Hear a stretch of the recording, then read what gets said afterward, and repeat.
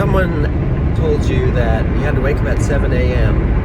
and you usually wake up at 8:30, or you had to wake up at 6 a.m. and you usually wake up at 7:30, but they pay you $750 to do it, all you had to do was to drive 3 hours and play the piano for seniors at retirement communities and then drive back.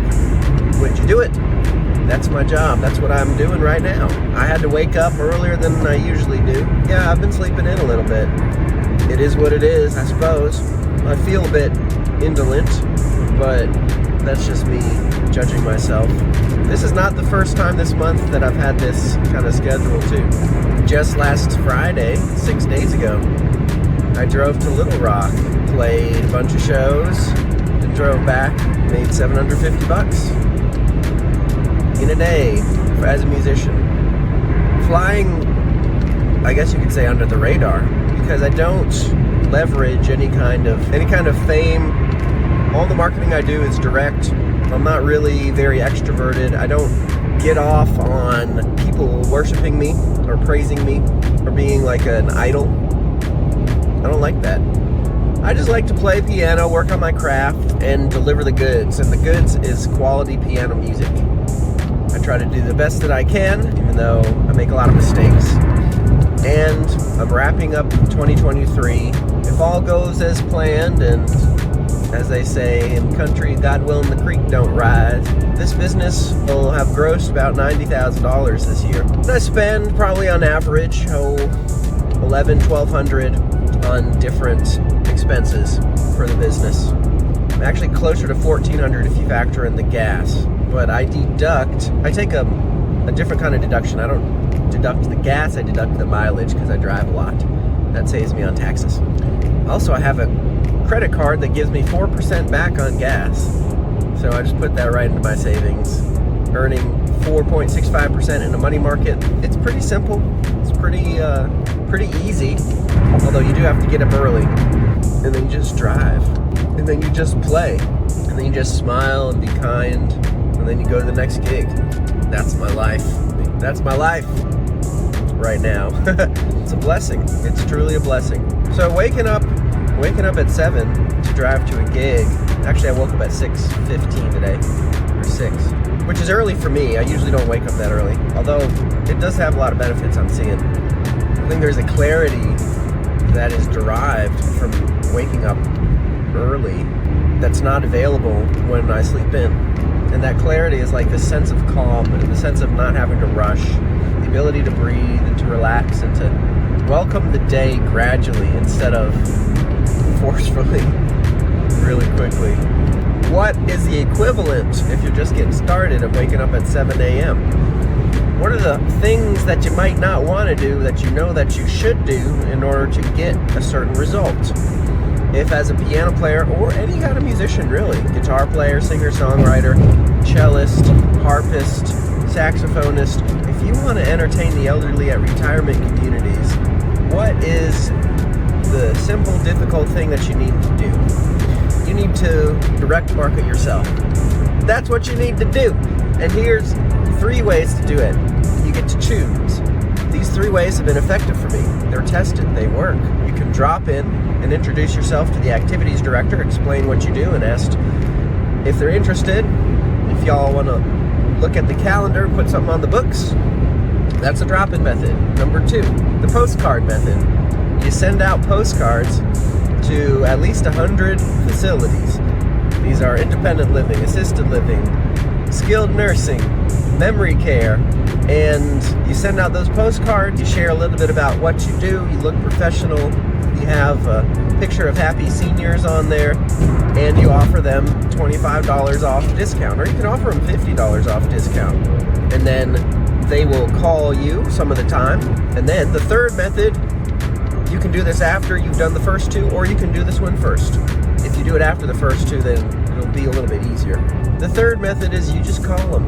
You make a list of all the facilities in your area that you want to go to.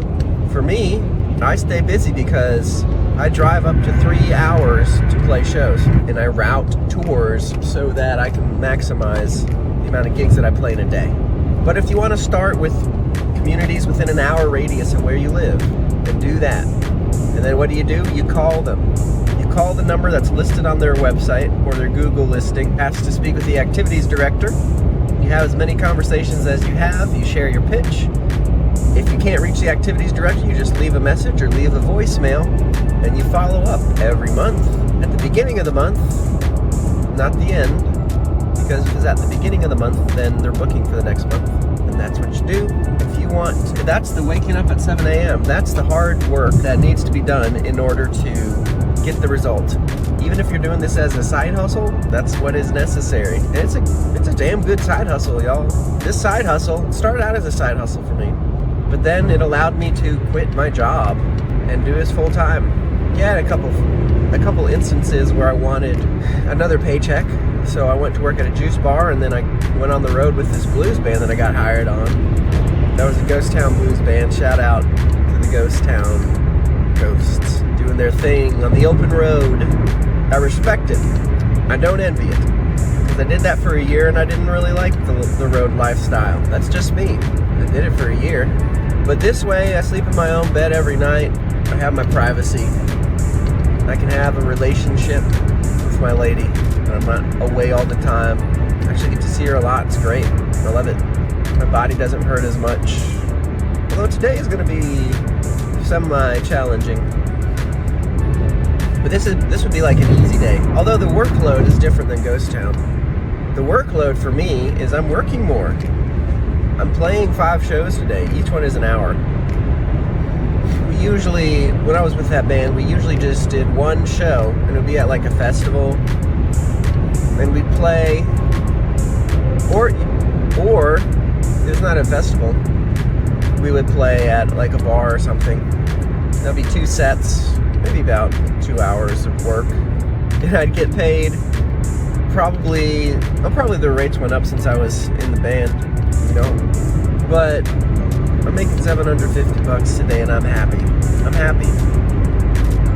I get to spread joy to seniors, and it's not a cool gig. But I don't really care. And this is an interesting thing that I'm learning about myself here, y'all. I have played these quote-unquote uncool gigs for a long time, and I like it because it's a steady paycheck. It's rewarding emotionally. It feels like I'm making a difference in people's lives, because I am. I get to play whatever music I want within the realm of, you know, what's relevant to them. So I get to choose the songs, but it has to be relevant. It has to be songs that they want to hear. I'm okay with that. I'm really good with that. What's interesting to me is I communicate more and more with piano players and articulate the benefits of doing this. I'm learning that these gigs are not perceived of as cool gigs, and it's never occurred to me. It's like, oh, that's an uncool gig, because whether or not a gig is cool just doesn't matter to me. I don't know why. I think it's because I've been focused on the business aspect of it. Like, is it making money? Am I delivering? Am I exceeding expectations? Do I have my follow-up game in place? Am I sending enough texts? Am I communicating with the talent bookers? Am I getting them the correct invoices and tax information so that the business can flow? And I've just been so focused on that, and I enjoy that because it has tangible metrics. I can measure how good I'm doing with that, you know. But with regards to whether or not the gig is cool, I don't know. I don't care. Is playing at the Memphian Hotel on Saturday night 7 to 10 a cool gig? I think it's cool. It's what I do. Someone might not think it's cool. I mean, who determines what is cool? I think it's like a consensus sort of thing. It's an ethos, but that can change, I suppose. Maybe some folks, you know, they drink the Kool-Aid, and they're part of the council that determines whether the gig is cool or not. Good for them. Good for them. I don't care. I don't care. I think that it's good to be, like, this is something that I'm learning fairly recently. I think that it's good to be aware of what is generally in your community or your peer group or your field what is generally considered to be cool. I think it's good to be aware of that. And I've been a little maybe out of that understanding just because I haven't been focusing on that at all. And then I posted this post and it got hundreds of, well, I think maybe 150 comments or something about what I do at senior homes. And a lot of people were like, yeah, it's great that you do what you do, especially considering that it's an uncool gig. Like, well, I have no idea. I had no idea that was the case, but it's funny to me. Okay, so it's an uncool gig. Well, it's good to be aware of that now. And it makes me want to pursue cool gigs simply because I feel like it would be something positive to do for me in my community as a musician.